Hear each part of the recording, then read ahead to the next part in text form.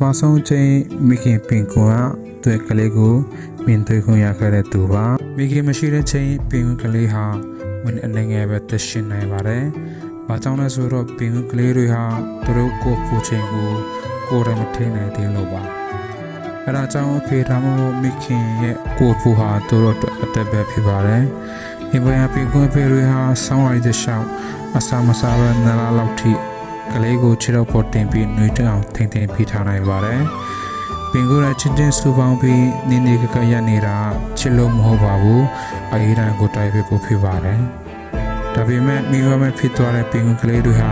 ဒီအကာအကွယ်ကိုမရနိုင်ကြပါဘူး။အဲဒါကြောင့်ပင်ကလေးတစ်ကောင်ရဲ့တရှိနေနိုင်မှုဟာမိဘနဲ့ပဲတရိုက်ဆက်ဆက်နေပါတယ်။အရန်အေးတဲ့အရာတူတွေကိုနေပေါင်းများစွာဖက်ကျော်လာပြီးအသက်ရှင်ကျန်ရနိုင်သူတွေကတော့နေတိုင်းတမလာပြီးနောက်ဆုံးမှာဒီAEPနဲ့တွားကြီးထဲမှာရှင်းတန်ရတဲ့အင်အားကိုရရှိသွားကြပါတယ်